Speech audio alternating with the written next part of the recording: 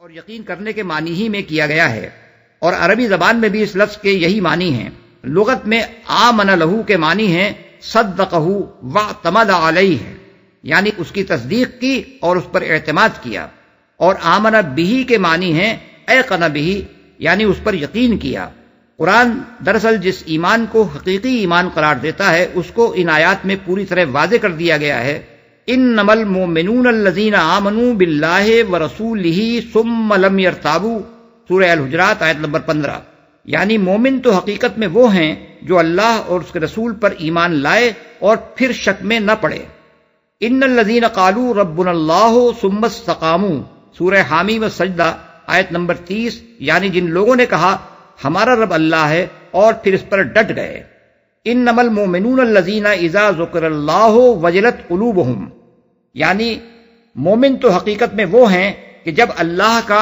ذکر کیا جائے تو ان کے دل لرز جاتے ہیں، سورہ الانفال آیت نمبر 2۔ والذین آمنوا اشد حبا للہ، سورہ البقرہ آیت نمبر 165، یعنی اور جو لوگ ایمان لائے ہیں وہ سب سے بڑھ کر اللہ سے محبت رکھتے ہیں۔ فلا وربک لا یؤمنون حتی یحکموک فیما شجر بینہم ثم لا یجدوا فی انفسہم حرجا مما قضیت ویسلموا تسلیما، سورہ النساء آیت 65۔ یعنی پس نہیں اے نبی، تمہارے رب کی قسم وہ ہرگز مومن نہیں ہیں جب تک کہ اپنے باہمی اختلاف میں تمہیں فیصلہ کرنے والا نہ مان لیں، پھر جو کچھ تم فیصلہ کرو اس پر اپنے دلوں میں بھی کوئی تنگی محسوس نہ کریں بلکہ سر بسر تسلیم کر لیں۔ ان سے بھی زیادہ اس آیت میں زبانی اقرار ایمان اور حقیقی ایمان کا فرق ظاہر کیا گیا ہے، اور یہ بتایا گیا ہے کہ اصل مطلوب حقیقی ایمان ہے نہ کہ زبانی اقرار۔ یا ایھا الذین آمنوا آمنوا باللہ ورسولہ، سورہ النساء آیت نمبر 136، یعنی اے لوگو جو ایمان لائے ہو، ایمان لاؤ اللہ اور اس کے رسول پر۔ اب رہا یہ سوال کہ ایمان لانے سے کن چیزوں پر ایمان لانا مراد ہے، تو قرآن مجید میں پوری طرح اس بات کو بھی کھول کھول کر بیان کر دیا گیا ہے۔ اس سے مراد اولاً اللہ کو ماننا ہے، محض اس کے وجود کو ماننا نہیں بلکہ اسے اس حیثیت سے ماننا ہے کہ وہی ایک خدا ہے، خدائی میں کوئی اس کا شریک نہیں ہے، وہی اس کا مستحق ہے کہ انسان اس کی عبادت بندگی اور اطاعت بجا لائے، وہی قسمتیں بنانے اور بگاڑنے والا ہے۔ بندے کو اسی سے دعا مانگنی چاہیے اور اسی پر توکل کرنا چاہیے، وہی حکم دینے اور منع کرنے والا ہے۔ بندے کا فرض ہے کہ اس کے حکم کی اطاعت کرے اور جس چیز سے اس نے منع کیا ہے اس سے رک جائے۔ وہ سب کچھ دیکھنے اور سننے والا ہے، اس سے انسان کا کوئی فعل تو درکنار، وہ مقصد اور نیت بھی مخفی نہیں ہے جس کے ساتھ اس نے کوئی فعل کیا ہے۔ ثانیاً رسول کو ماننا اس حیثیت سے کہ وہ اللہ تعالیٰ کا مامور کیا ہوا ہادی و رہنما ہے، اور جس چیز کی تعلیم بھی اس نے دی ہے وہ اللہ تعالیٰ کی طرف سے ہے، برحق ہے اور واجب التسلیم ہے۔ اسی ایمان بالرسالت میں ملائکہ، انبیاء اور کتب الہیہ پر اور خود قرآن پر بھی ایمان لانا شامل ہے، کیونکہ یہ ان تعلیمات میں سے ہے جو اللہ کے رسول نے دی ہیں۔ ثالثاً آخرت کو ماننا اس حیثیت سے کہ انسان کی موجودہ زندگی پہلی اور آخری زندگی نہیں ہے بلکہ مرنے کے بعد انسان کو دوبارہ زندہ ہو کر اٹھنا ہے، اپنے ان اعمال کا جو اس نے دنیا کی اس زندگی میں کیے ہیں خدا کو حساب دینا ہے، اور اس محاسبے میں جو لوگ نیک قرار پائیں انہیں جزا اور جو بد قرار پائیں ان کو سزا ملنی ہے۔ یہ ایمان اخلاق اور سیرت و کردار کے لیے ایک مضبوط بنیاد فراہم کر دیتا ہے جس پر ایک پاکیزہ زندگی کی عمارت قائم ہو سکتی ہے، ورنہ جہاں سرے سے یہ ایمان ہی موجود نہ ہو وہاں انسان کی زندگی خواہ کتنی ہی خوشنما کیوں نہ ہو، اس کا حال ایک بے لنگر کے جہاز کا سا ہوتا ہے جو موجوں کے ساتھ بہتا چلا جاتا ہے اور کہیں قرار نہیں پکڑ سکتا۔ ایمان کے بعد دوسری صفت جو انسان کو خسارے سے بچانے کے لیے ضروری ہے وہ صالحات، یعنی نیک کاموں پر عمل کرنا ہے۔ صالحات کا لفظ تمام نیکیوں کا جامع ہے جس سے نیکی اور بھلائی کی کوئی قسم چھوٹی نہیں رہ جاتی، لیکن قرآن کی روح سے کوئی عمل بھی اس وقت تک عمل صالح نہیں ہو سکتا جب تک اس کی جڑ میں ایمان موجود نہ ہو اور وہ اس ہدایت کی پیروی میں نہ کیا جائے جو اللہ اور اس کے رسول نے دی ہے۔ اسی لیے قرآن مجید میں ہر جگہ عمل صالح سے پہلے ایمان کا ذکر کیا گیا ہے، اور اس صورت میں بھی اس کا ذکر ایمان کے بعد ہی آیا ہے۔ کسی ایک جگہ بھی قرآن میں ایمان کے بغیر کسی عمل کو صالح نہیں کہا گیا ہے، اور نہ عمل بلا ایمان پر کسی اجر کی امید دلائی گئی ہے۔ دوسری طرف یہ بھی ایک حقیقت ہے کہ ایمان وہی معتبر اور مفید ہے جس کے صادق ہونے کا ثبوت انسان اپنے عمل سے پیش کرے، ورنہ ایمان بلا عمل صالح محض ایک دعویٰ ہے جس کی تردید آدمی خود ہی کر دیتا ہے جب وہ اس دعوے کے باوجود اللہ اور اس کے رسول کے بتائے ہوئے طریقے سے ہٹ کر چلتا ہے۔ ایمان اور عمل صالح کا تعلق بیج اور درخت کا سا ہے۔ جب تک بیج زمین میں نہ ہو کوئی درخت پیدا نہیں ہو سکتا، لیکن اگر بیج زمین میں ہو اور کوئی درخت پیدا نہ ہو رہا ہو تو اس کے معنی یہ ہے کہ بیج زمین میں دفن ہو کر رہ گیا۔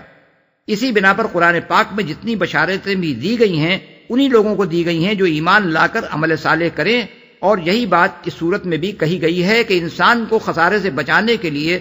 جو دوسری صفت ضروری ہے وہ ایمان کے بعد صالحات پر عمل کرنا ہے۔ بالفاظ دیگر عمل صالح کے بغیر محض ایمان آدمی کو خسارے سے نہیں بچا سکتا۔ مذکورہ بالا دو صفتیں تو وہ ہیں جو ایک ایک فرد میں ہونی چاہیے۔ اس کے بعد یہ صورت دو مزید صفتیں بیان کرتی ہے جو خسارے سے بچنے کے لیے ضروری ہیں، اور وہ یہ ہیں کہ یہ ایمان لانے اور عمل صالح کرنے والے لوگ ایک دوسرے کو حق کی نصیحت اور صبر کی تلقین کریں۔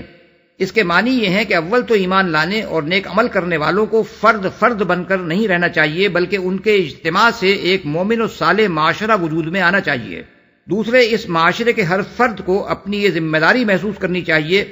کہ وہ معاشرے کو بگڑنے نہ دے، اس لیے اس کے تمام افراد پر یہ فرض عائد ہوتا ہے کہ وہ ایک دوسرے کو حق اور صبر کی تلقین کریں۔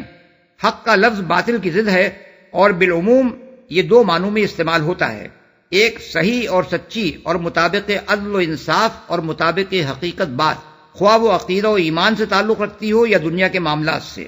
دوسرے وہ حق جس کا ادا کرنا انسان پر واجب ہو، خواہ وہ خدا کا حق ہو یا بندوں کا حق یا خود اپنے نفس کا حق۔ پس ایک دوسرے کو حق کی نصیحت کرنے کا مطلب یہ ہے کہ اہل ایمان کا یہ معاشرہ ایسا بے حس نہ ہو کہ اس میں باطل سر اٹھا رہا ہو اور حق کے خلاف کام کیے جا رہے ہوں مگر لوگ خاموشی کے ساتھ اس کا تماشا دیکھتے رہیں، بلکہ اس معاشرے میں یہ روح جاری و ساری رہے کہ جب اور جہاں بھی باطل سر اٹھائے کلمہ حق کہنے والے اس کے مقابلے میں اٹھ کھڑے ہوں، اور معاشرے کا ہر فرد صرف خود ہی حق پرستی اور راست بازی اور عدل و انصاف پر قائم رہنے اور حقداروں کے حقوق ادا کرنے پر اکتفا نہ کرے بلکہ دوسروں کو بھی اس طرز عمل کی نصیحت کرے۔ یہ وہ چیز ہے جو معاشرے کو اخلاقی زوال و انحطاط سے بچانے کی ضامن ہے۔ اگر یہ روح کسی معاشرے میں موجود نہ رہے تو وہ خسران سے نہیں بچ سکتا، اور اس خسران میں وہ لوگ بھی آخر کار مبتلا ہو کر رہتے ہیں جو اپنی جگہ حق پر قائم ہوں مگر اپنے معاشرے میں حق کو پامال ہوتے دیکھتے رہیں۔ یہی بات ہے جو سورہ مائدہ میں فرمائی گئی ہے کہ بنی اسرائیل پر حضرت داؤد علیہ السلام اور حضرت عیسیٰ ابن مریم علیہ السلام کی زبان سے لعنت کی گئی، اور اس لعنت کی وجہ یہ تھی کہ ان کے معاشرے میں گناہوں اور زیادتیوں کا ارتکاب عام ہو رہا تھا اور لوگوں نے ایک دوسرے کو برے افعال سے روکنا چھوڑ دیا تھا۔ آیات 78 و 79۔ پھر اسی بات کو سورہ اعراف میں اس طرح بیان فرمایا گیا ہے کہ بنی اسرائیل نے جب کھلم کھلا سبز کے احکام کی خلاف ورزی کر کے مچھلیاں پکڑنی شروع کر دیں تو ان پر عذاب نازل کر دیا گیا، اور اس عذاب سے صرف وہی لوگ بچائے گئے جو اس گناہ سے روکنے کی کوشش کرتے تھے۔ آیات 163 تا 166۔ اور اسی بات کو سورہ انفال میں یوں بیان کیا گیا ہے کہ بچو اس فتنے سے جس کی شامت مخصوص طور پر صرف انہی لوگوں تک محدود نہ رہے گی جنہوں نے تم میں سے گناہ کیا ہو۔ آیت 25۔ اسی لیے امر بالمعروف اور نہی عن المنکر کو امت مسلمہ کا فریضہ قرار دیا گیا ہے، سورہ آل عمران آیت نمبر 104، اور اس امت کو بہترین امت کہا گیا ہے جو یہ فریضہ انجام دے، سورہ آل عمران آیت نمبر 110۔ حق کی نصیحت کے ساتھ دوسری چیز جو اہل ایمان اور ان کے معاشرے کو خسارے سے بچانے کے لیے شرط لازم قرار دی گئی ہے وہ یہ ہے کہ اس معاشرے کے افراد ایک دوسرے کو صبر کی تلقین کرتے رہیں، یعنی حق کی پیروی اور اس کی حمایت میں جو مشکلات پیش آتی ہیں اور اس راہ میں جن تکالیف سے، جن مشقتوں سے، جن مصائب سے اور جن نقصانات اور محرومیوں سے انسان کو سابقہ پیش آتا ہے ان کے مقابلے میں وہ ایک دوسرے کو ثابت قدم رہنے کی تلقین کرتے رہیں۔ ان کا ہر فرد دوسرے کی ہمت بڑھاتا رہے کہ وہ ان حالات کو صبر کے ساتھ برداشت کرے۔